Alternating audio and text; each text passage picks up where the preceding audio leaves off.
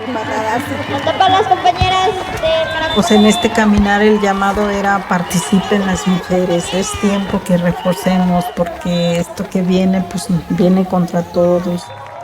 Como digo, los compañeros que entendieron pues felicidades y los que no pues es su tarea pues de ir entendiendo. Sí falta recuperar la participación de la mujer.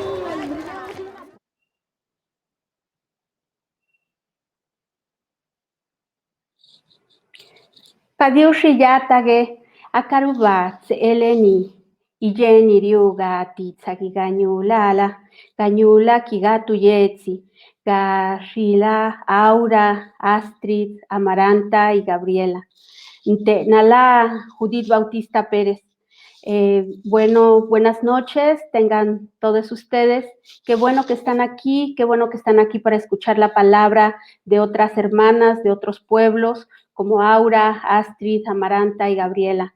Yo soy Judith Bautista Pérez, coordinadora del colectivo para eliminar el racismo, Coopera, integrante de la Asamblea de Mujeres Indígenas de Oaxaca, la AMIO, y colaboradora del Centro Profesional Indígena de Asesoría, Defensa y Traducción, CEPIADET. Esta noche, pues tengo el muy grato honor de moderar este segundo foro de 4 que van a realizarse en el marco del ciclo de reflexiones 500 años de resistencia y organizados en conjunto con Racismo MX y el equipo de producción del documental La Vocera. El título de este foro que hoy nos convoca es Resistencia antipatriarcal, el papel de la mujer indígena y afrodescendiente. Para ello, pues voy a presentar a las hermanas, a las compañeras con las que hoy compartiremos la palabra. Les presento entonces a la hermana, la compañera Aura Cume Simón, investigadora, activista y docente maya cachiquel, originaria de Guatemala, doctora en antropología social e integrante del colectivo autónomo de pensamientos y saberes mayas Ixbalam Quillej, Junacpú, Wunak. Su investigación y su activismo se ha centrado en la lucha contra el racismo y el sexismo en América Latina. También nos acompaña otra querida hermana, Astrid Cuero Montenegro, feminista, antirracista, afrocolombiana, experta en estudios e intervención feminista de la Universidad de Ciencias y Artes de Chiapas, integrante de la colectiva antirracista Afrontera y GLEFAS, que es el Grupo Latinoamericano de Estudios y Formación y Acción Feminista. Contamos también con la intervención de la hermana, la compañera Amaranta Gómez Regalado. Ella es antropóloga social y activista mushe, originaria de Juchitán, Oaxaca.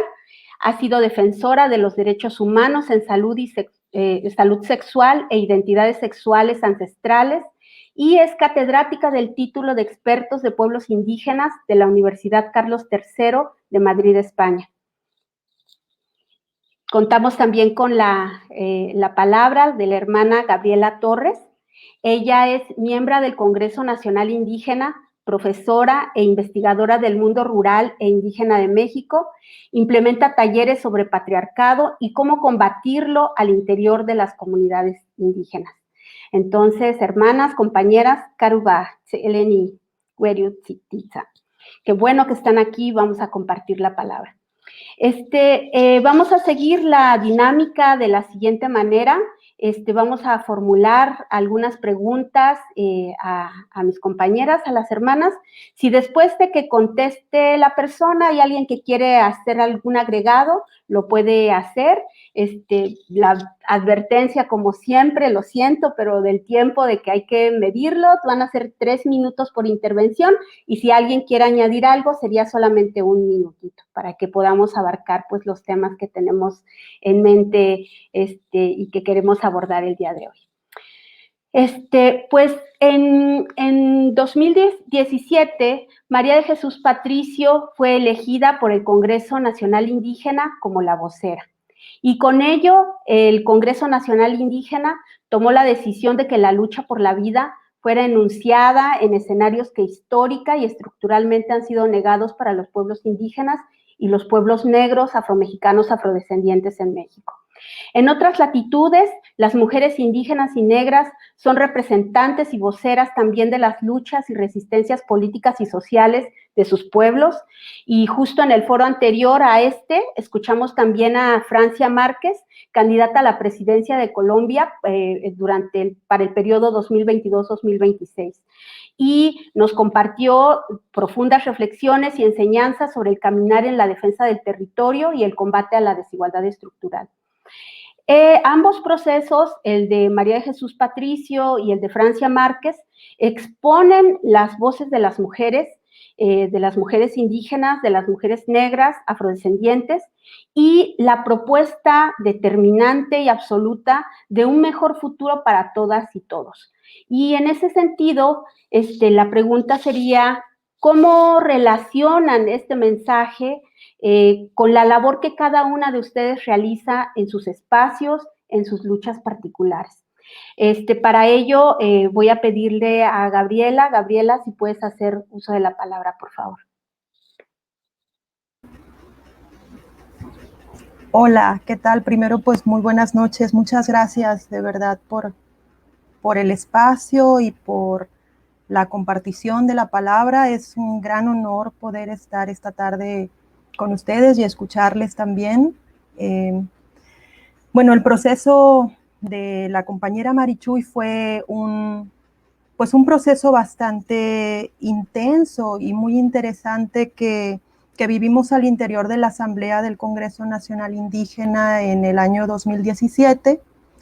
Y bueno, comentar y compartirles que si bien Marichuy es la vocera, la construcción al interior del Congreso con respecto a esta propuesta de participar en las elecciones del 2018 era muy al modo de nuestros pueblos, de nuestras comunidades, de las regiones en donde participamos.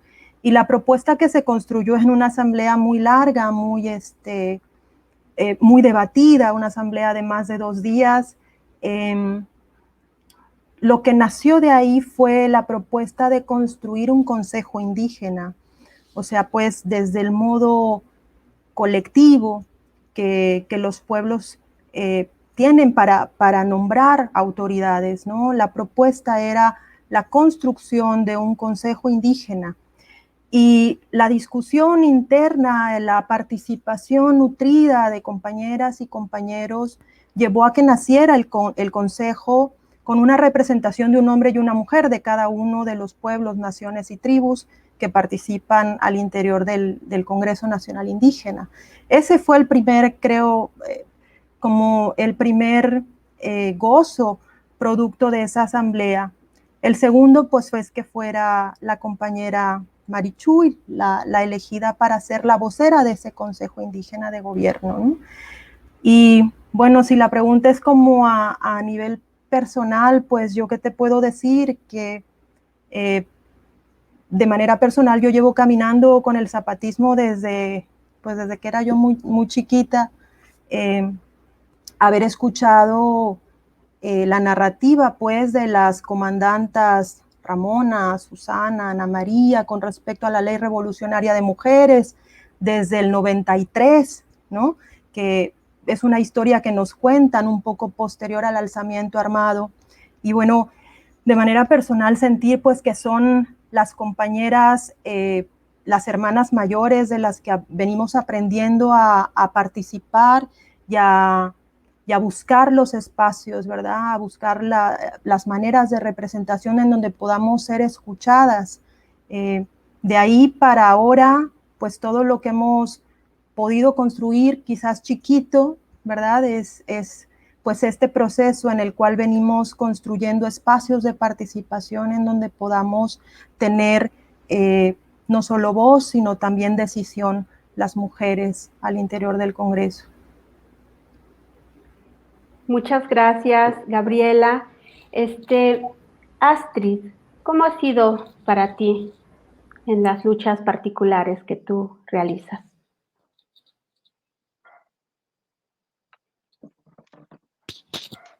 Sí, bueno, pues de nuevo también gracias por la invitación, es un honor compartir este espacio con compañeras tan potentes como Aura y bueno, las compañeras del Consejo Nacional Indígena.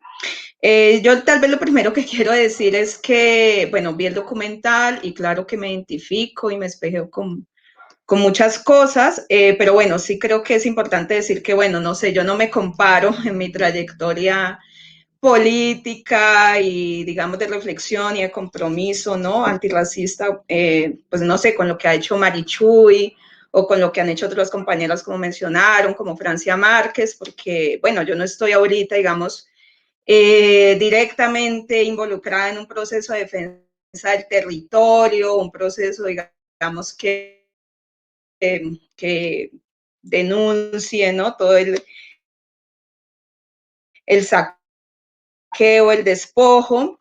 Yo lo que he tratado de hacer más desde mi compromiso con el feminismo negro, con el feminismo antirracista, ha sido ser más un puente en el sentido de construir grupos, ¿no? Con diferentes grupos, he tenido diferentes grupos, tanto de personas racializadas como no racializadas, en un ejercicio de formación, reflexión sobre la necesidad de asumir un compromiso antirracista, ¿no? Un compromiso anticolonial, un compromiso desde el feminismo negro. Tal vez aparentemente no estemos involucradas en la defensa del territorio, pues la ciudad también se vuelve defensa desde los barrios populares, ¿no? De los barrios racializados, de la necesidad, digamos, de enfrentar todos los sistemas de opresión en su conjunto, ¿no? Eso creo que es lo que yo más he tratado de hacer desde mi compromiso antirracista, de que no es posible una lucha antipatriarcal si no está aparejada a una lucha antirracista, a una lucha anticolonial, ¿no? Que no podemos fragmentar las luchas, que no podemos pensar que esto se trata solo de los problemas que afectan a las mujeres, solo al pueblo negro, solo al pueblo indígena, sino que justamente ese patriarcado, ¿no? Y como lo nombra la compañera Aura, tiene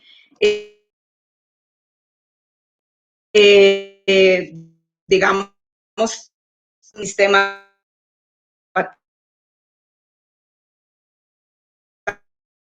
y las zapatistas luchar contra esa era capitalista, ¿no? Pero esa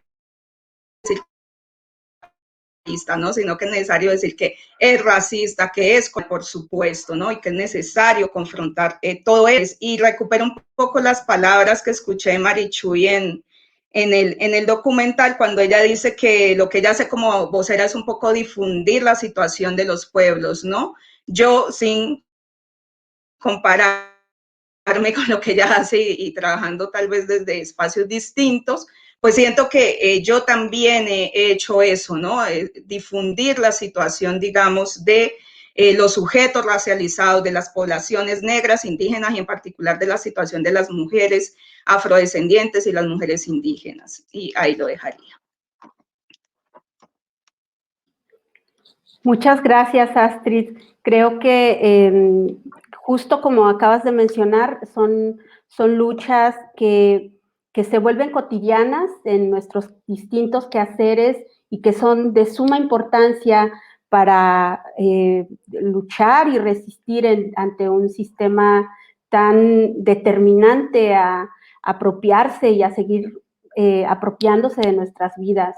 Y justo como lo acabas de decir, esta lucha antirracista, antipatriarcal, pues es fundamental en estos momentos en los que hay una necesidad también, y en México estoy segura que tú lo has visto, una necesidad muy grande de formación y de de difusión también. Y ahora le pediría a Amaranta si nos puedes compartir cómo ha sido para ti este mensaje en la labor que tú realizas desde tus luchas particulares, Amaranta. Gracias. Muchas gracias, Judith. Muchísimas gracias a la vocera, a este documental, a la gente que ha organizado esta sesión y estar acompañada con mujeres que admiro muchísimo. Estoy muy, muy contenta. Como el tiempo es poco, voy a tratar de ser lo más sucinta posible. Ver el documental de La Vocera me llevó a recordar dos momentos de mi vida. Uno cuando tenía 18 años, cuando le tocó al movimiento zapatista hacer esta marcha rumbo a la Ciudad de México y su paso por Juchitán. Y al ver a mis paisanas juchitecas organizarse para la comida, para el tema de salud, para el tema de ayuda mutua a las mujeres para la cuestión de la limpieza, de compartir y de apoyar. Eso para mí fue un primer momento que me hizo recordar perfectamente este documental. Y el otro momento es en un momento dado que yo estuve viviendo en Jalapa, Veracruz, estudiando teatro, y ahí compañeros y compañeras y profesores que nos daban clases, nos involucramos en el movimiento, y es la primera vez que me involucro a hacer pintas a favor del movimiento zapatista y cuando estaban fuertemente interpelando al Estado.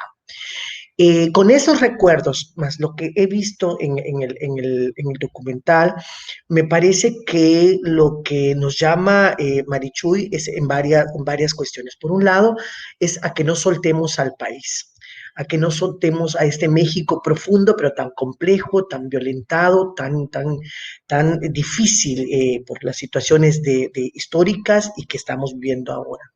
Pero además es una visión muy interesante porque a través de esta voz, pues está colocando otras voces, como bien se ha dicho anteriormente, la voz no solamente de mujeres indígenas, sino mujeres afrodescendientes, la comunidad LGBTI, migrantes, personas con discapacidad, jóvenes, personas, o sea, poblaciones que han sido colocados siempre en la periferia. Yo creo que el documental llama a resistir por un lado, pero también a renovar las luchas, a esa lucha por el reconocimiento, la inclusión, el tener voz propia. Me parece que eso es una parte muy importante. Y creo que también el documental, y a través de Marichuy, también nos llama aunque es un concepto de la economía, me parece que lo que nos llama es a un proceso de apalancamiento, a invertir en nuestros conocimientos y en nuestro rol como sujetas políticas para construir esos cambios sustantivos que estamos pensando. Porque somos mujeres indígenas, somos mujeres trans, somos mujeres mushes, somos mujeres afros, y que somos capaces, somos inteligentes, somos profesionales, somos experimentadas en lo que hacemos, pero sobre todo porque portamos nuestro cuerpo y nuestra mente y nuestras historias y nuestras culturas y nuestras raíces que de muchas maneras hemos mostrado resistencias.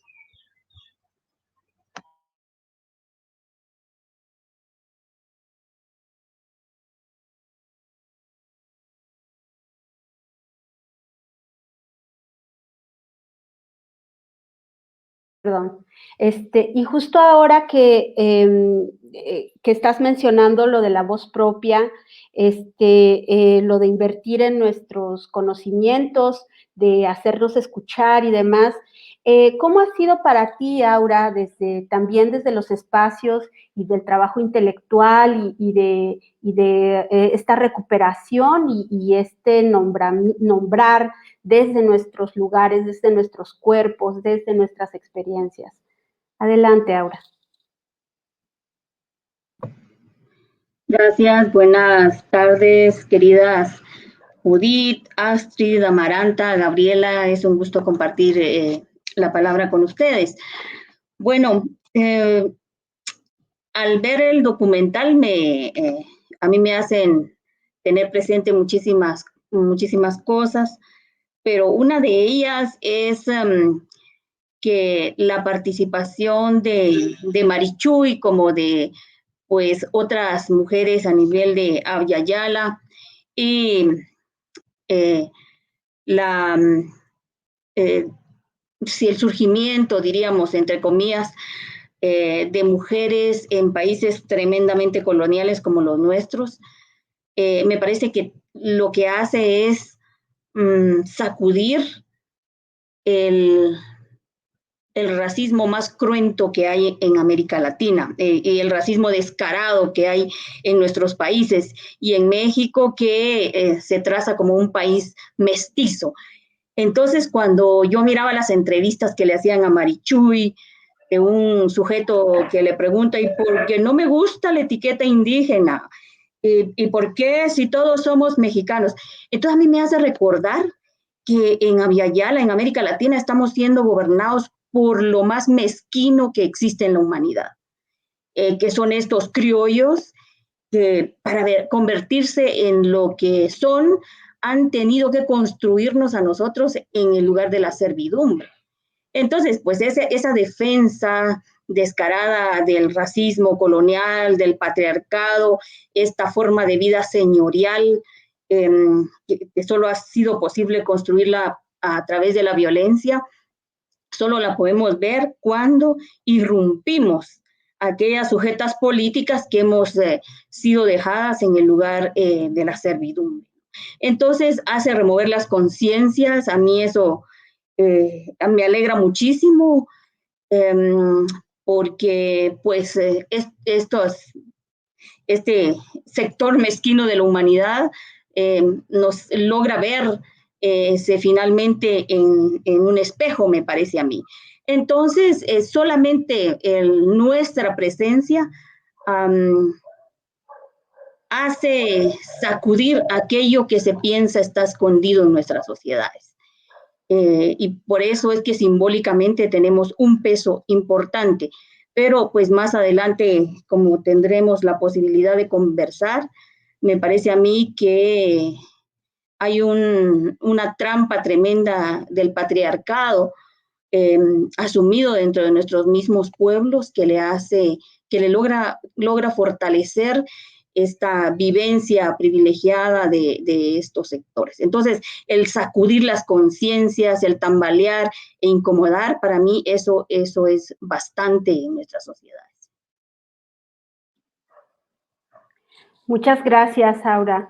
Y pues me parece que esto que sale con el documental de La Vocera, con mirar el trabajo y la trayectoria y la lucha del Congreso Nacional Indígena, de la misma María de Jesús Patricio, y esto que mencionas de lo que muestra no ha sido algo reciente, o sea, esas condiciones no son recientes, no tienen una data de historia, es decir, así como esas condiciones han estado ahí, también nosotras no es que seamos solamente una aquí y una ahora, sino que hemos aprendido y somos las hijas de las mujeres indígenas, negras, afrodescendientes, que en los proyectos genocidas y racistas del capitalismo, pues no han podido y no pudieron aniquilar. Aquí seguimos.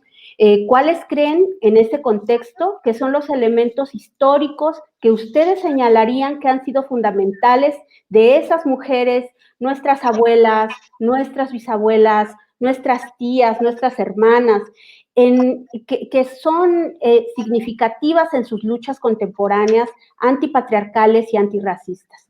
Y bueno, y en esta ocasión le pediría a la compañera Astrid si puedes hacer uso de la palabra, por favor.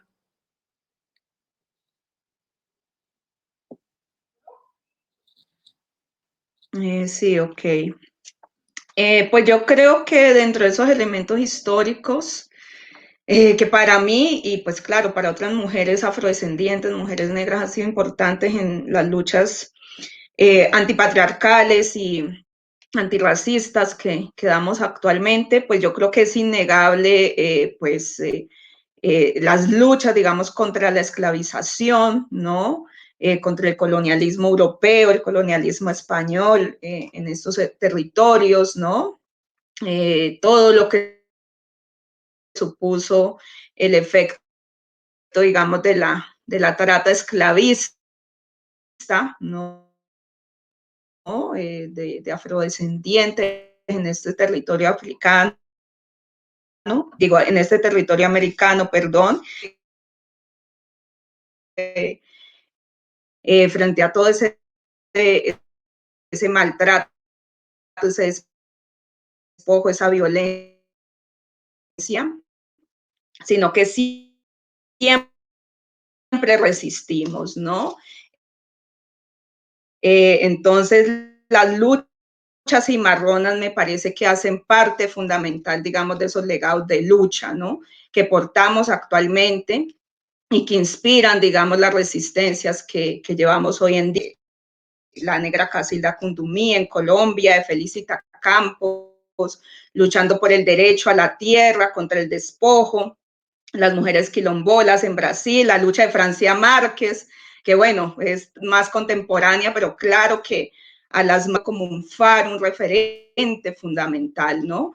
Y aunque algunas vemos las luchas en lo urbano y no tanto en las resistencias, ¿no? Que también han sido muy importantes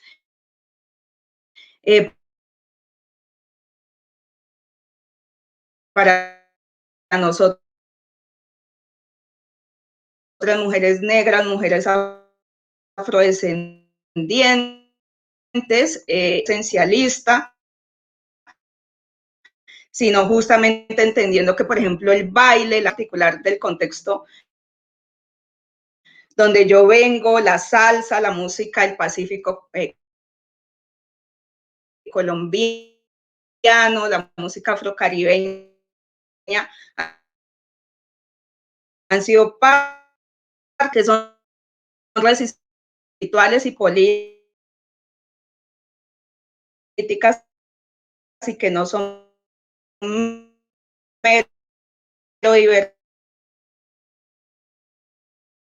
también de patriarcado, digamos, colonial. Diría que también la lucha contra el racismo cotidiano, ¿no? En Colombia, ¿no? ¿No? Que están en Colombia y que claro, que en México y que siento que todo ese legado de lucha ha inspirado como que actualmente llevo y que no es individual, sino que pues también ha sido compartida pues con otras compañeras. Astrid, muchas gracias. De pronto te estamos escuchando un poco entrecortada. Vamos a ver si se puede realizar alguna cuestión técnica. Veremos que puedan apoyar esa situación para que escuchemos mejor más consecutiva el sonido. Muchas gracias, Astrid. Aura, ¿qué nos compartes en esta pregunta? Bueno, primero recordar que las luchas de las mujeres de nuestros pueblos en general, pero de las mujeres en particular, han sido, surgieron desde los momentos primeros de imposición del sistema colonial y no han parado en los 5 siglos que llevamos de dominación colonial. Entonces, una primera cosa que insistíamos hoy en una reunión es que la lucha de las mujeres no empezó cuando llegó el feminismo ni cuando llegó la teoría de género a nuestros lugares. Y entonces vamos a ver a la historia y miramos los continuos movimientos indígenas liderados por mujeres que dieron su vida en esos mismos movimientos. Por ejemplo, hay varias mujeres entre Chiapas y Guatemala que fueron ahorcadas, azotadas y asesinadas de manera cruel por por controlar los movimientos indígenas de aquel tiempo. Y vemos una serie de motivos de las mujeres para realizar los movimientos indígenas, por ejemplo, en contra del repartimiento de algodón que se les imponía para poder convertirlo en hilo, en contra de amamantar a los hijos de criollos y ladinos abandonando a sus propios hijos, en contra de moler cal y pólvora en sus piedras, en contra de tejer para que los hombres colonialistas pudieran vender las mantas, en contra del excesivo cobro de tributos, en fin, un saqueo permanente y levantamientos permanentes de parte de las mujeres en 1600, 1700, 1800 y luego ya con la construcción del Estado, de los estados republicanos. Entonces vemos un movimiento continuo de las mujeres que seguramente por eso es que estamos vivas. Pero por el otro lado ha habido procesos de resistencia tal vez más silenciosos, pero que nos permiten tener la fuerza que tenemos en este momento. Por ejemplo, a través de los idiomas han sido las mujeres las que han sido las guardianas, porque no tengo otro término para decir, de los idiomas, de lo que llamamos cultura, de las memorias, de la relación que tenemos con la tierra y con todo lo que nos da vida. Han sido ellas las transmisoras de esos saberes, puesto que los hombres muy tempranamente han estado vinculados al mundo colonial. Recordemos que se les prohibió desde los primeros años de la colonización el uso del traje, hablar el idioma, porque ellos participaban en los espacios de la política, entendida así en el mundo colonial. Entonces fueron las mujeres las que tejieron en los pueblos los mecanismos de resistencia que ahora tenemos. No hay ningún pueblo sin mujer, ninguna comunidad o sociedad sin mujeres, y sin embargo lo aberrante del patriarcado es que por lo general nos borra cuando somos la vida en los pueblos. Es lo que tengo que decir ahora. Muchas gracias, Aura. Por favor, Amaranta, si puedes realizar tu intervención.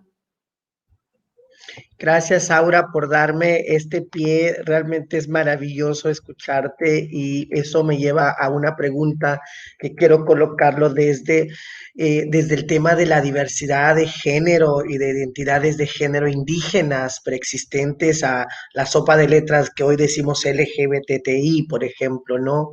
Y es una manera es una autocrítica también de este devenir histórico, y me surge la pregunta de por qué la necesidad de hablar de identidades de género indígenas en la escena cultural mexicana, indígena y latinoamericana.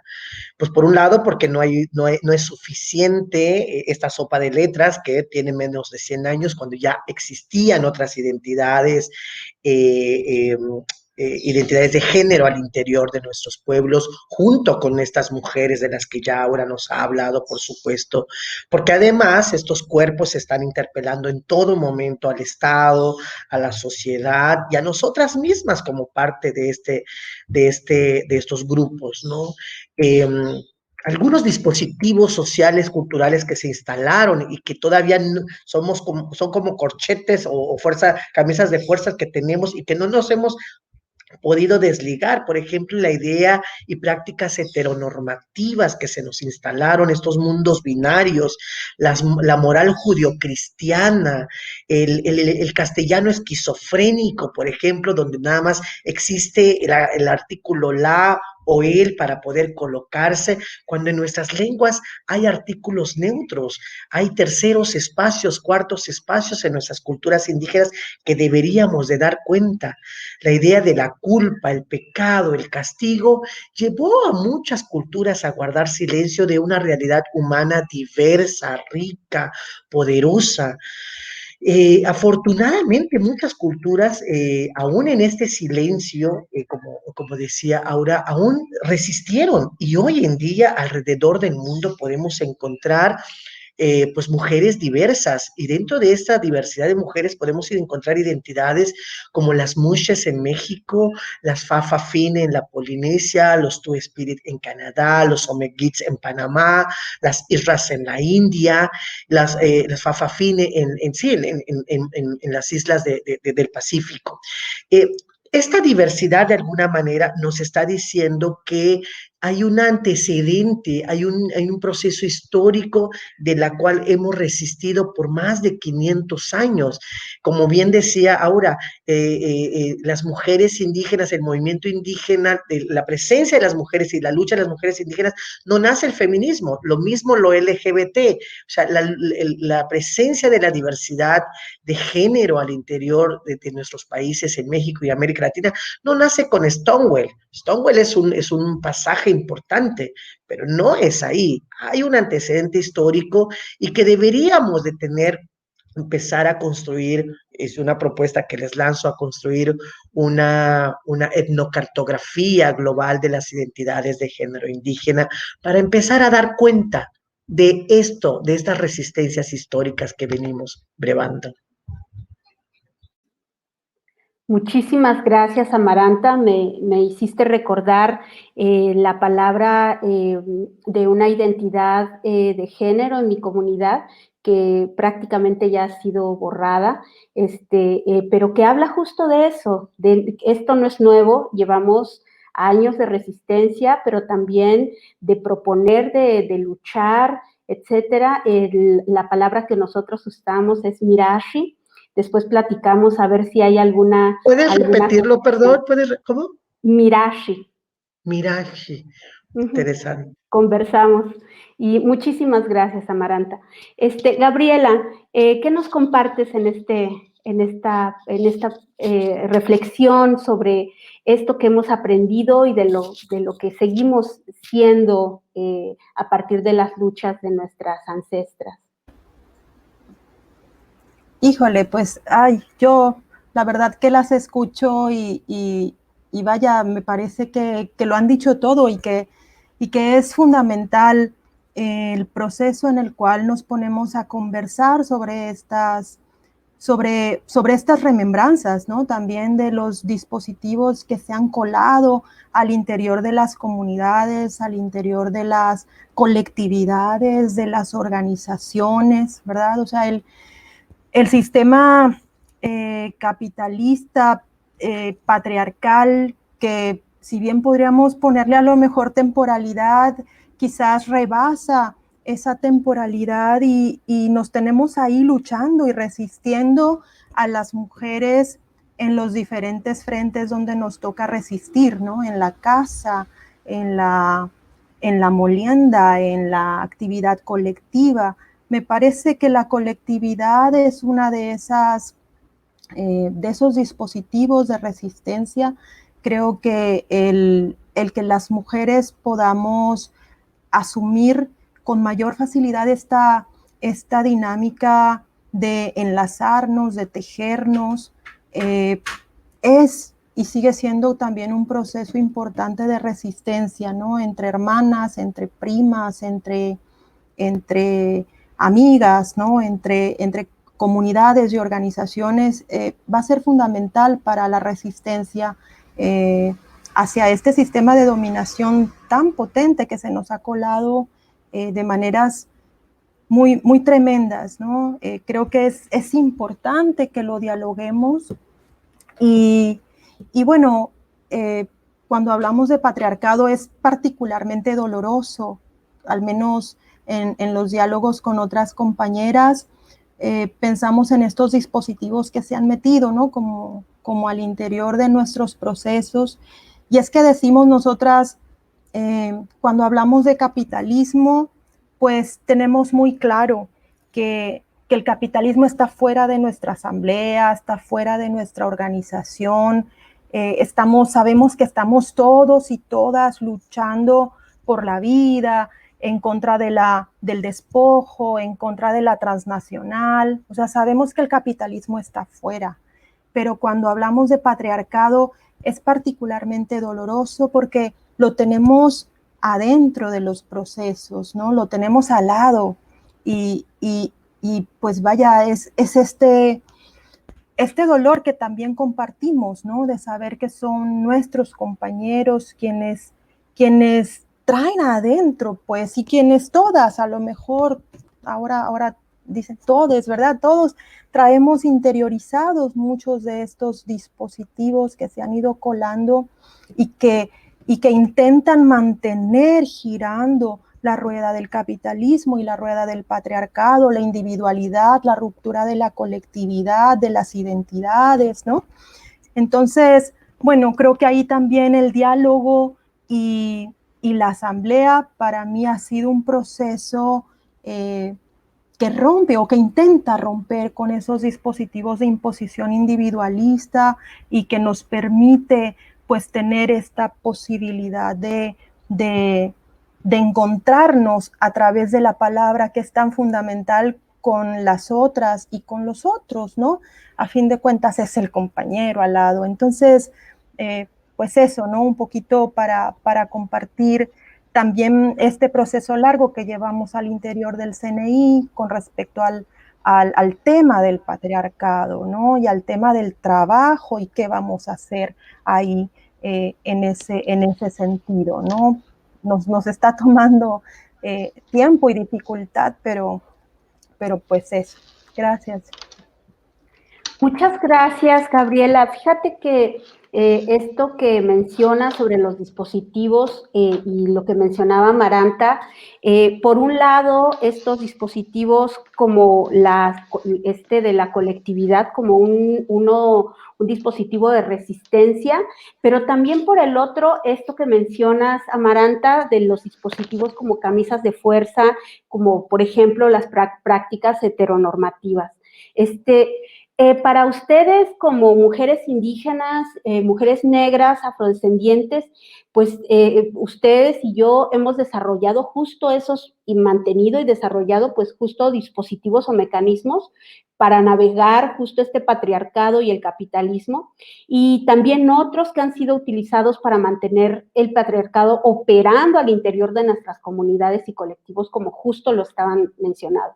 Entonces, para seguir este hilo de la conversación, en estos espacios de activismos y profesionales de vida, de lucha cotidiana, ¿cuáles han sido aquellos que identifican que tienen que ser cambiados y cuestionados?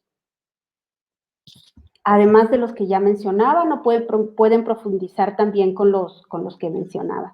Y para eso, Amaranta, si puedes, por favor, hacer uso de la palabra. Sí, gracias. Sí, gracias. Justo estaba pensando, ahora que lo estabas diciendo, estaba pensando en una colega, hermana afroamericana, Kimberly Crenshaw, quien creó esta idea de la interseccionalidad, esta idea de pensar en estas múltiples realidades que vivimos. No solamente somos mujeres, no solamente es un cuerpo femenino, sino también se es indígena, se es una persona con discapacidad, se es migrante, se es hija de, se es madre de, se es hermana de. Hay múltiples realidades que nos mostraba Kimberly, y cuando ella ha dicho esto es para reconocer la multiplicidad de cruces de los derechos, la exigibilidad de los derechos, y no sigamos llegando tarde al acceso a la justicia, tarde acceso a la salud, tarde al acceso a la educación, al trabajo y a la participación política. Ahí les cuesta mucho al patriarcado, a regañadientes le ha tocado a las mujeres ir en este punto de paridades en los sistemas de partidos, a regañadientes les ha costado mucho trabajo poner a las mujeres en distritos para poder ganar y llegar a estos poderes. Por supuesto que hemos hecho eso, y es esa interseccionalidad realmente fue fantástica, es una interseccionalidad descriptiva que Kimberly nos convoca. Y yo en los últimos años lo que yo he hecho es invertir esta parte para usar el mismo concepto que Kimberly dice, y yo lo que digo es, sí necesitamos hacer una descripción de esta interseccionalidad, pero ahora tenemos que utilizar, y yo lo he estado haciendo mucho desde donde yo trabajo, donde yo colaboro, la interseccionalidad colaborativa. ¿Qué tiene que ver el movimiento indígena con el movimiento LGBT? Mucho. Muchos provenimos, somos indígenas. ¿Qué tiene que ver con lo afro? Por supuesto, es nuestra tercera o segunda raíz para algunos, ¿no? ¿Qué tiene que ver con la discapacidad? Por supuesto que tiene que ver con el campesinado, que tiene que ver con el estudiantado, que tiene que ver con las mujeres feministas o no feministas, que tiene que ver con los migrantes. Cada vez más estamos en una era poblacional, de movilidad poblacional y con el derecho internacional de poder buscar mejores condiciones de vida. Creo que esa es una estrategia de la cual he estado abonando en los últimos años, en poder trabajar con el otro, reconocer que la otredad finalmente me puede enriquecer, dejar de verle como ese fuente de todo mal que me va a dañar. Por el contrario, a veces nos perdemos perdemos el campo realmente de la diversidad y hemos cometido un error en crear nuestras propias parcelas. En sentido figurado, piensen en un campo que tiene puras parcelitas, y entonces ahora lo que creo que hemos estado haciendo, por lo menos desde mi parte, es empezar a intentar abrir la puertecita para que Aura y demás vengan a conocer esta realidad y yo conocer del otro lado qué está pasando y empezar esta interseccionalidad colaborativa y comunitaria, como bien lo decían hace un momento, comunitaria, porque de otra manera ningún movimiento por sí solo, el zapatismo lo ha demostrado, ha necesitado de una fuerza. Recuerdo, y con esto cierro, recuerdo que en momentos álgidos el mismo zapatismo, el subcomandante Marcos mandó una carta al movimiento LGBT nacional, y eso es una intersección colaborativa para poder avanzar en la defensa de los derechos de todas y todos. Muchas gracias, Amaranta. Gabriela, en seguimiento a esta conversación sobre dispositivos y mecanismos, ¿cuáles son los que tienen que ser cuestionados y cambiados? Si quieres profundizar en eso. Gracias, sí. Gracias. Justo como dice Amaranta, o sea, yo creo que esta fraccionalidad es la estrategia del capitalismo y la estrategia del patriarcado para mantenernos aislados, aisladas, solas, en individual. O sea, recordemos que la idea capitalista es el individualismo, ¿no? Romper la colectividad, romper esta diversidad que somos y reconocernos en nuestra diversidad como parte de una familia humana, como hermanos, como hermanas, ¿no? Creo que esta idea de Amaranta del convocarnos, de intentar reconocernos en estas diversidades múltiples, en esta interseccionalidad, y desde ahí poder hacer alianzas, creo que va a ser fundamental, o ha venido siendo fundamental. Es un llamamiento y un aprendizaje personal de mi caminar cercana a los procesos zapatistas, ¿no? Convocarnos todo el tiempo a los encuentros, a la palabra, a la discusión colectiva de las problemáticas, a encontrarnos y reconocernos y a respetarnos en esas diferencias, creo que va a ser fundamental y sigue siendo fundamental en este sentido. Pues diría que eso, ¿no? Retomaría el tema de la colectividad y del convocarnos y seguirnos escuchando. Quiero aprovechar ahora sí que esto que han mencionado ambas, hablando de las colaboraciones y profundizar un poco más sobre las alianzas, sobre las solidaridades. y un poco retomando también y volviendo a la lucha del Congreso Nacional Indígena, que vimos ahí accionarse alianzas y solidaridades desde lo individual hasta lo colectivo, luchas de mujeres y hombres jóvenes, infancias, personas con discapacidad, muchas voces concentradas en una sola, haciendo fuerte un proceso. Lo estamos mirando también en Colombia, estamos mirando cómo esas alianzas pueden hacer fuerza para mantener a Francia Márquez al frente de esta lucha que ella está realizando. Y en ese sentido, si quieren retomar algo de los dispositivos y demás, pero también me gustaría mucho preguntarle a Aura, ¿cuál es la importancia de las alianzas entre mujeres racializadas y qué experiencias resultan de esas alianzas? ¿Qué hay de ello? Y esa misma pregunta también, pero desde la experiencia, escucho un ruido, espero que no sea el mío, para Astrid, desde la experiencia colombiana, ¿cuáles han sido las alianzas históricas de mujeres indígenas y afrodescendientes en Colombia? Adelante, compañeras. Adelante, Aura, por favor. Bueno, yo diría que pues una premisa muy vieja del divide y vencerás sigue siendo tan actual. Y la división generada en nuestras luchas, en nuestras comunidades, en nuestros pueblos, en nuestros países, es muy efectiva para el poder capitalista colonial patriarcal y es tremendamente letal para nosotras, para nosotros, para nosotres. Es letal porque no podemos debilitar el poder, aún solo debilitarlo, mucho menos transformarlo. Yo creo que es uno de los mayores problemas que tenemos. Y me parece, yo no tengo una respuesta, pero creo que es importante repensarnos desde el poder, en el marco del poder, qué significa el poder en la subjetividad de nuestra vida individual, familiar y colectiva también, porque finalmente son estos vínculos con el poder los que terminan debilitando procesos que han avanzado en otro tiempo.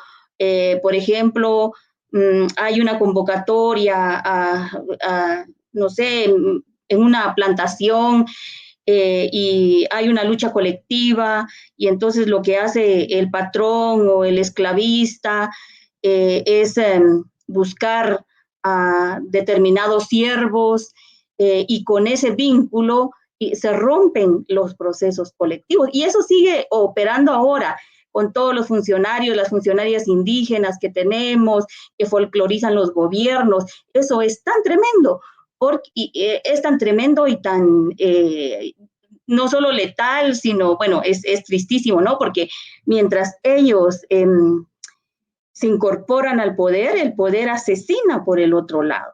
Y sin embargo es incapaz, estos personajes no observan los profundos efectos que provoca su alianza frente al poder. Yo creo que es importante verlo. Por el otro lado, creo que tampoco hemos aprendido a repensar la pluralidad, que ha sido una práctica muy antigua. Entonces, aún nosotras dentro de los movimientos tenemos nuestras pequeñas verdades absolutas. Es muy difícil la alianza, es muy difícil los puentes, son muy difíciles los diálogos. Entonces, yo creo que tenemos que hacer un ejercicio de repensarnos desde nuestra subjetividad profunda y yo la primera. Muchas gracias. Gracias, Aura. Astrid, por favor. Sí, bueno, disculpas que he tenido un poquito de problemas con el internet acá. Yo, bueno, intentaré, vamos a ver, poder ligar las dos preguntas porque porque sí quería decir y tenía varias cosas que decir sobre los dispositivos, ¿no? Tal vez quisiera empezar como por dos cosas en las que coincido con Aura, ¿no? Y es esto del dividir y vencerás, y la otra de que las alianzas y los puentes son muy difíciles. Definitivamente estoy de acuerdo con eso, por experiencia propia. Y creo que esto se une en el sentido de que definitivamente los poderes, ¿no? Llámese Estado, los pequeños poderes de los colectivos o los espacios que habitamos,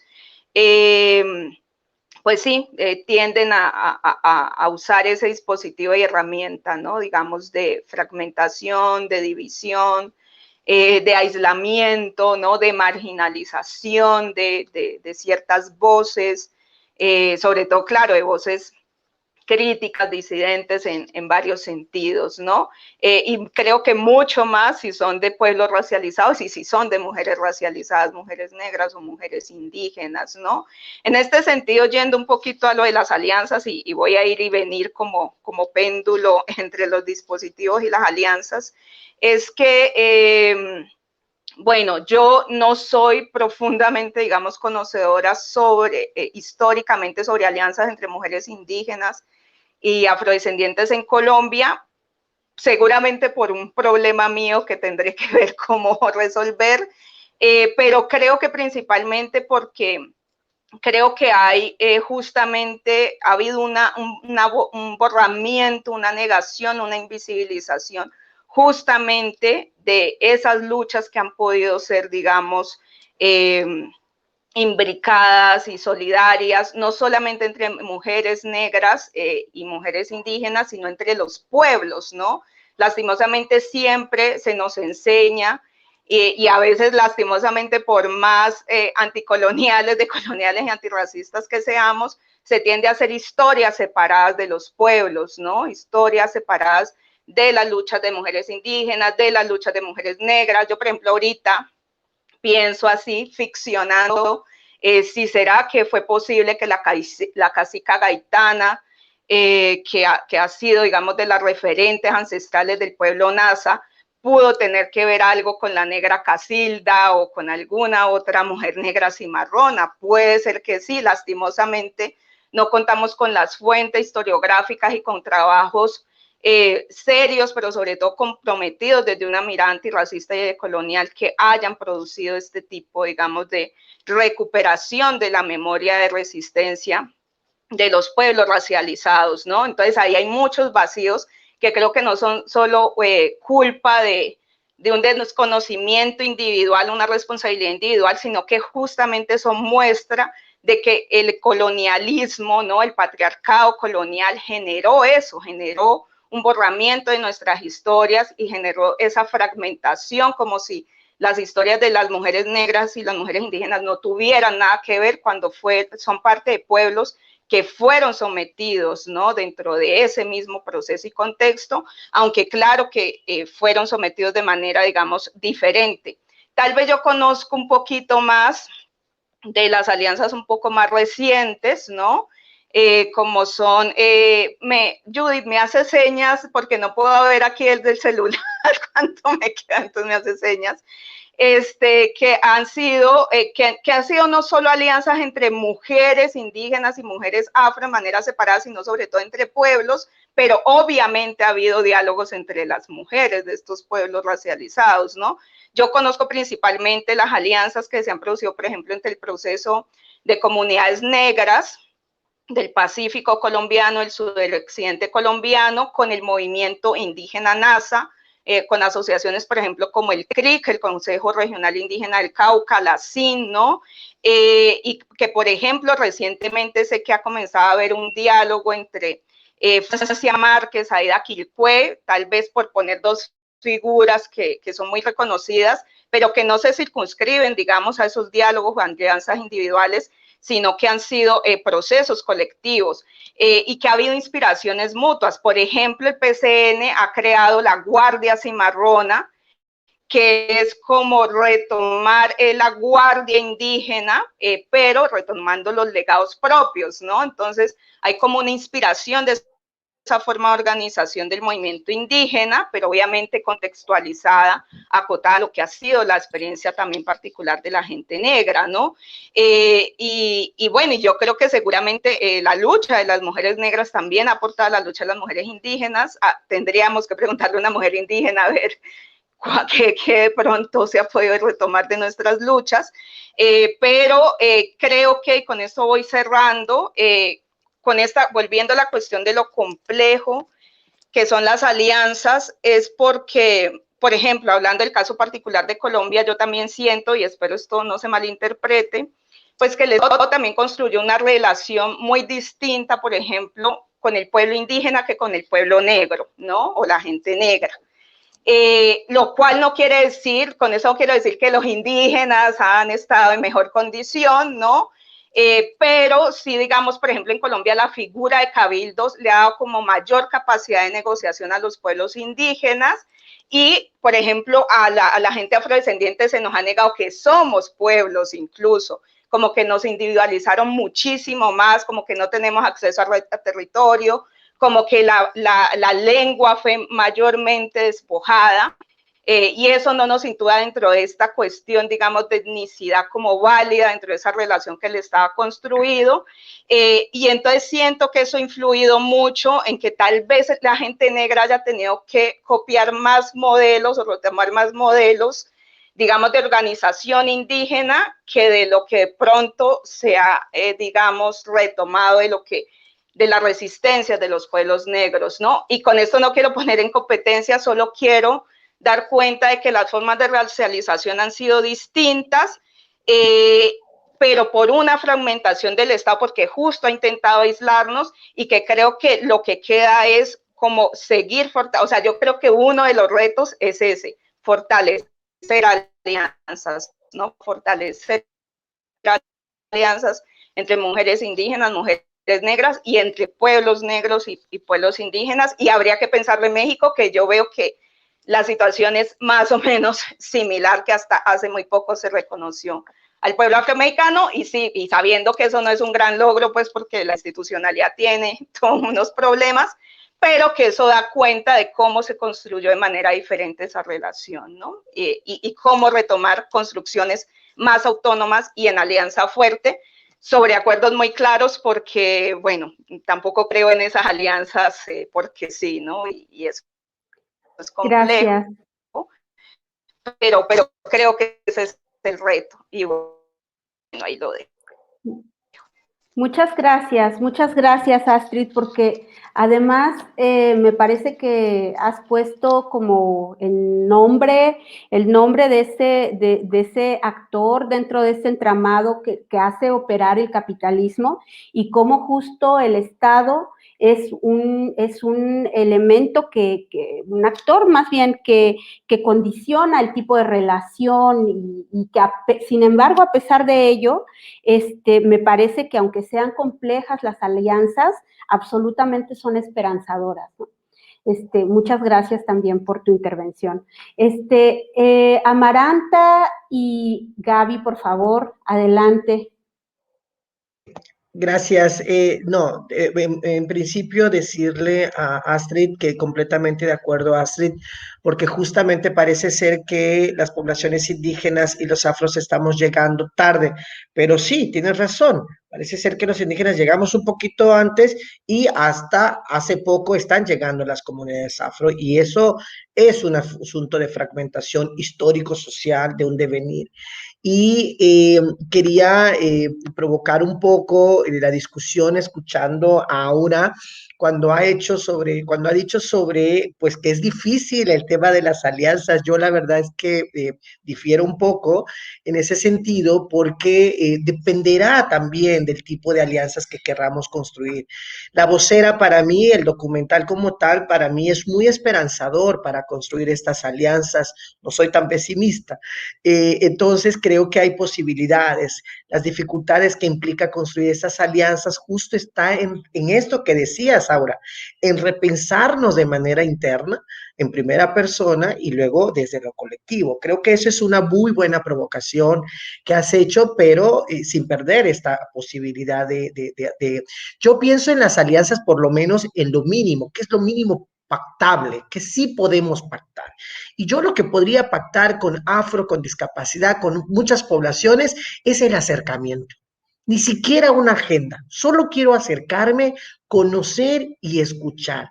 Y a partir de ahí, y esa es una pregunta, por eso pedí hacerle la pregunta a Gabriela, es que lo dije hace un momento, en el momento más álgido del conflicto armado, del movimiento zapatista ante el Estado mexicano, hay una carta que le manda el subcomandante Marcos al movimiento LGBTI del país, y ahí le recuerda que el tema de las diversidades de género indígenas, no lo dice en esas palabras, pero lo menciona, lo enuncia, ha existido. Y entonces mi pregunta es, en esta lógica de alianzas y de acercamientos, Gaby, ¿se ha abordado este tema en el Congreso Nacional Indígena? ¿Se ha traído ese documento? ¿Ha habido presencia? ¿Hay voz de la diversidad de género indígena preexistente a lo LGBTI dentro del Congreso? Esos son como, a mí me parece que los mínimos alianzas de escucharnos, conocernos, acercarnos. Ay, sí, Amaranta, bueno, de entrada me parece que tienes una actitud muy bonita. O sea, creo que lo deseable, como decía Aura, ¿no? Es hacer un ejercicio personal de revisión de esta disposición que tenemos, cuando menos a la escucha y al diálogo.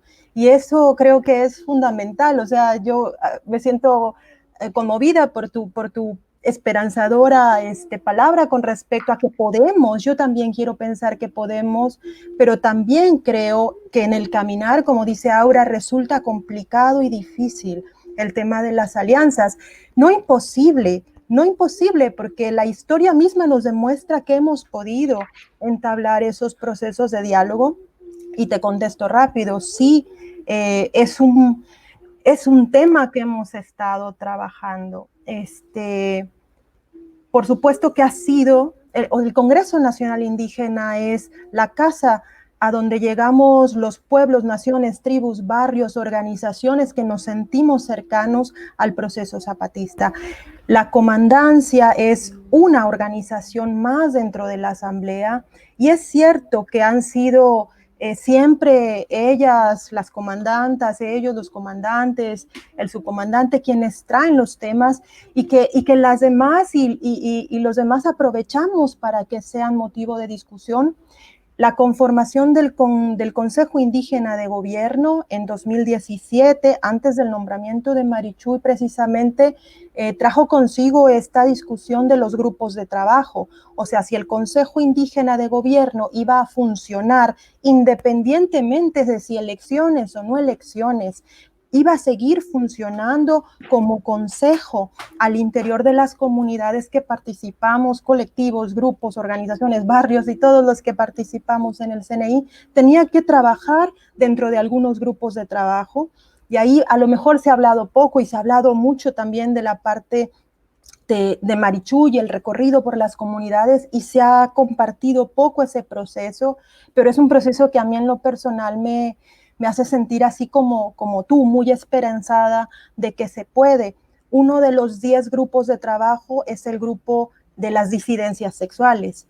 Y vaya, o sea, yo quiero profundamente a mis compañeros del Congreso Nacional Indígena, pero no ha sido fácil. No ha sido fácil la aceptación de ese grupo de trabajo, y las propuestas que traemos de ese grupo de trabajo lo encabezamos la compañera Yamili, que es maya de aquí de una comunidad de aquí de Yucatán, y yo, una servidora. Entonces, hemos venido trabajando desde el 2017 diversos grupos de trabajo, muchos, el tema de justicia, el tema de migración, el tema de discapacidad, niños, jóvenes. O sea, despojo, tierra, territorio, trabajo, muchos grupos de trabajo. Y claro, ¿verdad? Cuando se conforman los grupos de trabajo, pues cantidad de compañeros y compañeras pues se suman a se suman al otro, y vemos cómo, por ejemplo, el grupo de trabajo de las disidencias nos quedamos unos cuantos, unas cuantas, unos cuantos, porque por supuesto que estamos ahí también las disidencias sexuales, ¿no? Y claro, es un proceso, pero hemos tenido taller también de formación con los compañeros, y la palabra, o sea, yo creo que la escucha atenta y respetuosa, que es la que tú has como convocado a que sea punto de partida, es fundamental. Al menos hemos tenido de parte de la Asamblea General, de la Asamblea Nacional, ese oído respetuoso para escuchar. Y creo que ya con eso pues tenemos un inicio. Muchas gracias Amaranta por la pregunta, y gracias Gaby por esta conversación. Creo que lo que han ustedes mencionado en esta última parte habla también de las miradas a futuro, de la mirada presente, pero también a futuro, de las tareas, de el trabajo que hay que realizar, que hay que hacer. Y para ello, Astrid, quisiéramos volver con tu palabra para que nos compartas qué papel juega la mujer afrodescendiente en el futuro de las sociedades antipatriarcales. Ay, favor, sí, compañera. qué pregunta. Qué pregunta. Bueno, aquí va a entrar en varias contradicciones, pero bueno, Joelkis Espinosa y también una compañera trans negra, y Quillos, dicen un poco, basándose en un autor que ahorita la verdad no me acuerdo, que el futuro ya fue, ¿no? En el sentido de cuestionando esta idea de futuro como esa sociedad en la que pues todo va a ser mejor, como también muy cristiana y obviamente profundamente colonial y de una idea de desarrollo eurocéntrico, ¿no? Yo prefiero decir, porque bueno, tal vez me falta un poco más de descolonización, que más bien el futuro está aquí, ¿no? Yo más bien el futuro siempre lo he asumido así, como que se construye desde ahora. Entonces no diría tanto de cuál va a ser el papel a futuro de la mujer afro, sino que ese papel se está construyendo y se ha construido desde hace mucho tiempo, ¿no? En el sentido de las resistencias que no son solo antipatriarcales, sino que son antirracistas, ¿no? Y anticoloniales. Entonces yo creo que más bien es más bien preguntarnos por cuál es el papel que ha tenido históricamente la mujer afrodescendiente en esta sociedad y cuál está haciendo actualmente, ¿no? Porque es una idea de presente, porque ahí también retomando un poco el legado de la teología de la liberación, con la que en algún momento me sentí cercana, y de el pensamiento del padre Camilo Torres, que él decía que el reino de los cielos se construye desde la tierra, ¿no? Cuestionando un poco esa idea de redención en otra vida, cuando, ¿no? Pues sí, muramos y resucitemos y esto. Yo creo en eso, ¿no? O sea, yo creo que la resistencia la construimos aquí, ahora, obviamente retomando esas genealogías de resistencia, pero una genealogía de resistencias que se están renovando y reactualizando todo el tiempo, y que serán las que nos van a poder garantizar una existencia digna, que la verdad es que en este momento pues bueno, el panorama es bastante complejo y complicado, pero bueno, sí, ¿no? Yo también quiero tener esperanza, pero bueno, no una esperanza ilusa, sino que una esperanza que tiene que estar basada en una confrontación diaria, en una denuncia diaria, ¿no? Y también en cuestionar esta cuestión de eso, de un modelo de éxito, o sea, que no imaginemos ese tal futuro, si es que yo no sé qué tanto habrá que hablar de futuro, pero no como una idea de éxito, de inclusión, ¿no? Sino como una idea de trabajo, digamos, hasta donde sea posible, por lo menos horizontal y comunitario y colectivo, sin tampoco apagar las voces, no sé, individuales, ¿no? Yo creo profundamente en la autonomía y creo que eso es lo que las mujeres afro hemos venido construyendo y seguiremos construyendo, y que tenemos que estar comprometidas en una lucha que no es solo antipatriarcal, sino también antirracista, ¿no? Y eso diré. Sí, muchas gracias, Astrid, y gracias por la precisión y la observación. Es cierto, estaba recordando también la profundidad de las anotaciones. Estoy recordando en especial a una hermana, una compañera zapoteca, Laura Escobar, que dice esto en relación a las juventudes y las infancias cuando hablamos de futuro, de algo que es a futuro, ¿no? Cuando son justamente el presente y son el presente, ¿no? Y por supuesto que mucho más es profunda la reflexión en el sentido de cuestionar justo lo que tú mencionas de esta visión eurocéntrica, y también muy convenientemente de pensarnos como proyección, ¿no? Como proyección distante, y lo que significa el uso del tiempo como una cuestión vertical y ascendente, ¿no? También. Muchas gracias, Astrid. Gracias por las anotaciones. Bueno, quisiera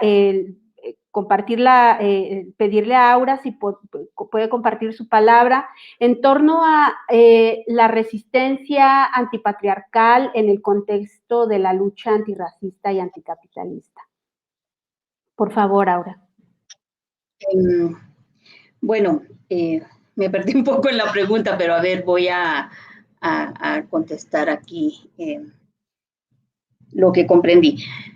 Primero, yo creo que es necesario que tengamos viva la memoria y la historia de nuestras comunidades y de nuestros pueblos, porque una de las cuestiones que a mí me parece que ha hecho más denso el robo de nuestra vida ha sido la conexión que existe entre los sistemas capitalista, colonial y patriarcal. Pero el patriarcado ha hecho algo perverso, y es que alimentando el ego masculino en los pueblos indígenas, y bueno, lo estoy diciendo ahorita pensándolo así de esta manera, que no lo había dicho tan directo, digamos que alimentando el ego masculino a través de estas miserias del poder, ha despojado grandemente a nuestros pueblos. Por ejemplo, durante los 300 años de la época colonial se dijo que solo los hombres tributan, pero el tributo se recogió exprimiendo la vida de las mujeres, las niñas, los niños, los ancianos, de todos, y se reconocía solo a los hombres como tributarios. Y exactamente todo esto fue llevado a la hacienda durante muchos otros años, en donde se le pagaba solo a los hombres el trabajo de un núcleo familiar entero, y alimentando la idea que era el jefe del hogar, que era el que mandaba sobre las mujeres, introduciendo el alcohol como un mecanismo para construir una masculinidad destructora de su propio núcleo familiar. En fin, la masculinidad de los hombres indígenas no tiene la misma conformación que la de los hombres no indígenas, porque han sido obligados a alcoholizarse, militarizados, a respetar el patrón, han sido feminizados en este sentido, ¿no? Con la idea del patrón, con la idea de tener al poder de otros hombres sobre su cuerpo de hombre. Entonces hay una construcción de una masculinidad diferente, y esa masculinidad a mí me parece que ha sido intencionalmente construida para destruir el tejido de la vida, el tejido familiar y comunitario desde adentro de nuestros pueblos. Entonces, por eso a mí me parece que es importante pensarlo, pero lo que pasa es que no se hace, y se piensa que cuando hablamos de patriarcado, esta es cosa de mujeres. Realmente es un gran engaño para nuestros pueblos, y yo estoy esperando el día cuando los hombres hablen del patriarcado, hablen de cómo nos han robado en el cuerpo de las mujeres, y otra cosa más grave todavía, es que es en el cuerpo de las mujeres donde se destruye un pueblo, se aniquila un pueblo. desde la colonización, ¿no? Violando a las mujeres se controlaba y se aniquilaba un pueblo. No solo violando a una mujer por ser mujer, sino es la conexión del colonizador para destruir aquello que quiere someter. Y esto es vital, pero la trampa del patriarcado es que ciega a los hombres. Bueno, no sé, estoy ya poniendo esta cosa de la ceguera, tal vez no debe ser así, pero la cuestión es que no es posible observarlo. Entonces, para mí es sumamente urgente que estos hombres que hablan en nombre de nosotros, en nombre de nuestros pueblos, puedan pensarlo de esa manera. Y lo que decía Maranta, bueno, yo creo que todas lo tocamos, es que nosotras estamos, por el lugar que tenemos en las relaciones de poder, miramos muchas más aristas del poder. Un hombre no ve las aristas que nosotras miramos. Por lo tanto, la política que nosotras hacemos es una política más amplia, con más aristas. Bueno, también hay mujeres que no lo ven de esa manera, pero si nos proponemos el pensarlo, encontramos muchas más aristas. Por eso nuestra política es más integral, es más expansiva, es más plural, no porque seamos esencias, sino porque estamos experimentando el poder y la dominación y las dominaciones de una manera distinta. Por lo tanto, urge que nuestros hombres, diríamos por aquí, estén también en una formación, en una reflexión política distinta. Bueno, y esto yo quisiera decir también, porque la política se ha dividido entre la política que se hace afuera y la no política que está en la casa, pero retomar la política desde el espacio del hogar es vital, retomar el hogar como el primer espacio de la política, porque al final de cuentas es ahí donde se hace la vida, es ahí donde se construye vida, se hace lo político. Y tenemos epistemologías hermosas, antiguas, que nos permiten entender la vida de otra manera. Ya me dijo tiempo Judith. Entonces eso, ¿no? Las sabidurías, epistemologías de nuestros pueblos, que no lo tocamos ahora, que para mí son una inspiración importantísima, porque yo en el horizonte occidental ya encontré límites. Entonces, para mí hay que dialogar con nuestro pasado, y bueno, repensar siempre esos espacios más vilipendiados, porque allí me parece que son los espacios que nos pueden generar nuevas formas de pensar la vida. Aura, muchas gracias y disculpa esta violencia con el tiempo, pero bueno. Gabriela, si por favor, hace rato mencionabas algunas junto con las reflexiones que hacías sobre cómo desde en el CNI se han pensado el patriarcado, han pensado en cómo organizarse desde enunciaciones distintas y cuáles han sido con más detalle las maneras que ustedes han encontrado para realizar este trabajo. Habías hablado un poco hace rato de esto, pero si puedes, por favor, profundizar un poco más sobre este trabajo. Gracias. Sí, claro. Creo que, como dice Aura, el patriarcado hace un trabajo perverso. Cuando reflexionamos en torno a esta interiorización, a esa intromisión tan grande que hay en la vida de las comunidades, de nuestras organizaciones, nos damos cuenta que pues es eso, ¿verdad? Algo que tenemos que arrancar de adentro. Y no es sencillo porque claro, o sea, claro que nosotras lo vemos con mucha mayor claridad y lo tenemos presente y pues casi que lo vivimos cotidianamente. La vivencia cotidiana de la opresión patriarcal está en la casa, está en la asamblea, ¿verdad? En la falta de participación de las compañeras porque tienen que estar haciendo la cena o cuidando a los niños o porque nos toca hacer el café o porque, ¿verdad? Y esta opresión los compañeros de repente no la miran, como dice Aura, y Y por eso decía yo hace rato, nos resulta doloroso porque estamos ahí al lado y de repente no nos miran y nosotras queremos que la miren. Entonces, vaya, no, tampoco es una cosa que ha surgido ahora, ¿no? Venimos aprendiendo también de las compañeras zapatistas que, como decimos nosotras, son nuestras hermanas mayores que llevan un camino recorrido, o sea que vaya, están haciendo o han venido haciendo desde el 93 el caminito pequeñito, humilde, chiquitito de recorrer las comunidades en aquel entonces para recabar la palabra y hacer la ley revolucionaria de las mujeres y pedir la participación en el alzamiento armado y pedir como ya decíamos, estos derechos a decidir con quién casarnos, a decidir cuántos hijos queremos tener, a decidir participación política, a tener voz y voto en las asambleas y aprendiendo un poco de ese caminar pequeño, pero al mismo tiempo muy grande de las hermanas, pues hemos querido aprovechar el proceso de la conformación del Consejo Indígena de Gobierno y el nombramiento de Marichuy para traer esta palabra, ¿no? Este concepto que de repente también queda distante, queda lejos, ¿no? De los diálogos. Para la Asamblea General es muy fácil hablar de capitalismo, de neoliberalismo, ¿verdad? Los compañeros en los procesos politizados comprendemos todos muy bien de qué estamos hablando, ¿no? Porque lo comprendemos, porque lo miramos, ¿no?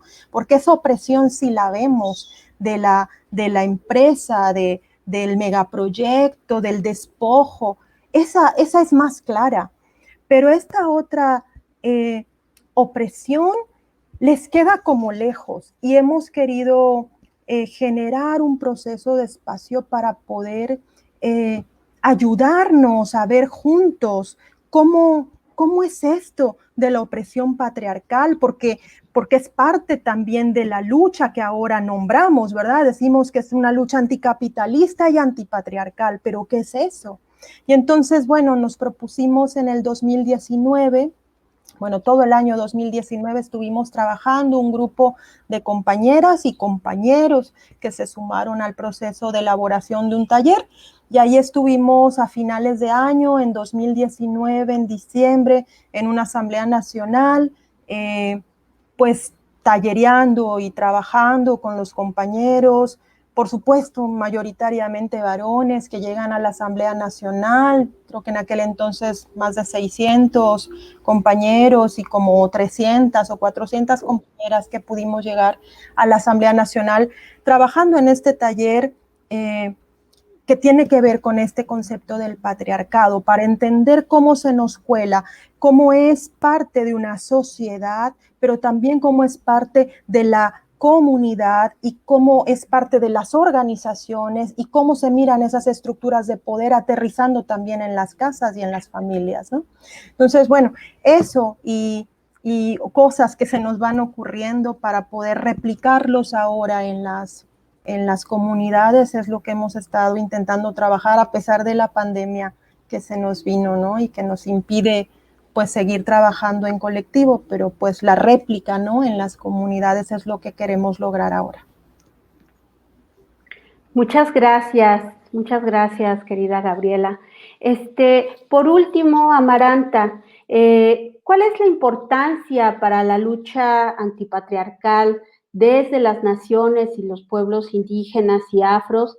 ¿Cuál es la importancia de las resistencias de las identidades sexuales ancestrales? Voy a responderlo desde esto que ha dicho Gaby, desde la palabra. Las identidades de género, ahora tenemos un esfuerzo a nivel, estamos intentando que sea, le decimos a nivel global, pero son varias regiones del mundo que estamos trabajando y estamos tratando de dialogar, poner ese diálogo, poner esa palabra, porque nos parece que nuestras identidades de género indígena no están estáticas en sus contextos. Estamos experimentando, vivimos, creamos tensiones con nuevos patrones de consumo que nos vienen desde fuera y reconfiguran de adentro. De eso estamos hablando a partir de esta resistencia del devenir histórico. Tal vez porque también necesitamos mostrar nuestra riqueza y aporte cultural desde nuestras identidades de género que vivimos a esta, a veces también hegemonía de lo LGBTI y de otras categorías. Y porque también a veces, no a veces, muchas realidades son compartidas, por ejemplo, con compañeras trans, eh, la violencia, por ejemplo, que se vive en la vida trans es muy similar a la que está viviendo las islas en Nueva Delhi o en Tlalpan, por ejemplo, o en últimos años en Cochitán con la comunidad Mushe, por ejemplo. Yo creo que en estos diálogos tienen que ser ampliados de manera intercultural y estamos en esto con sociedades, con grupos sociales, con lo LGBTI también para que encontrar estas sinergias con los gobiernos tradicionales y el Estado, con la propia academia y con los movimientos feministas y otros estamos también. Y creo que también estos diálogos nos está permitiendo mostrar nuestras urgencias con respecto a los derechos, a la construcción de nuestra ciudadanía, o sea, reconocimiento de nuestra ciudadanía, nuestra participación política, cada vez más hay personas muchas participando en la política, ¿no? Es como una pequeña muestra de estos pequeños avances. Tal vez también nuestras necesidades económicas y culturales, también eso es una de las estrategias por las que queremos ir deconstruyendo ese patriarcado que nos encorcha en ciertos parámetros. Sobre todo porque no queremos seguir siendo el folclore, no queremos ser usados por los investigadores, queremos tener un diálogo franco desde estas identidades de género y porque eso nos permitiría tener voz propia. Y sobre todo porque nos negamos a que la historia nos niegue y nos desaparezca. 500 años y un poquito más de resistencia ha mostrado que esas resistencias son importantes como métodos de una continuidad de la defensa de las identidades de género y las identidades culturales. Pero como bien decía Astrid, estas defensas de futuro es el futuro ahorita. Y por eso esos diálogos, esa palabra que decía Gaby, para nosotros, esta gama preexistente de género indígena, ha comenzado ese diálogo, cosa que no existía antes, y eso nos ha ido permitiendo construir este mapa etnocartográfico de saber dónde estamos, cómo nos nombramos, quiénes somos, cuántos somos, qué necesidades tenemos. Y cuando nos demos cuenta, y eso es un proceso de darnos cuenta de nuestro propio ser, y eso, por supuesto, ahora ha colocado el elemento central. Cuando uno se da cuenta de su propio ser en un contexto particular, tomas conciencia de un poder, y ese poder te permite enfrentar a eso que le llamamos patriarcados y otros dispositivos y otros encorches que culturalmente nos han heredado. Muchísimas gracias, Amaranta. Yo quisiera compartirles que me ha gustado mucho el ritmo de esta conversación. Se nota la confianza, el amor, el afecto, el cuidado que nos tenemos, que nos procuramos y realmente valoro mucho ese aporte. Hemos conversado previamente al foro algunas ideas y espero que lo sigamos haciendo posteriormente. Les agradezco mucho a ustedes, queridas compañeras, hermanas, desde distintas latitudes, haciendo su trabajo diario, cotidiano, resistiendo, luchando. Son una gran fuente de inspiración y de esperanza para todas, para todos. Esta lucha es justo por la vida, para todas, para todos, y ha sido un honor realmente pues intentar moderar y cachar las ideas que ustedes han plasmado. Va a tocar repasar este foro una y otra vez, aprender y hacer las notas y demás. Les agradezco profundamente por las cuestiones del tiempo, tenemos que cerrar. Agradecemos a todas las personas que estuvieron conectadas a este espacio para escuchar a las compañeras, a las hermanas. Agradecemos también el espacio a Racismo MX, al equipo del documental La Vocera también. Esperamos vernos, encontrarnos en otros lugares, seguir conversando. Disculpen que ya no vuelva la palabra a todas, pero por favor reciban nuestros más cariñosos saludos desde desde Oaxaca. Kisharuanile na etzariatu. Muchísimas gracias. Gracias, abrazos a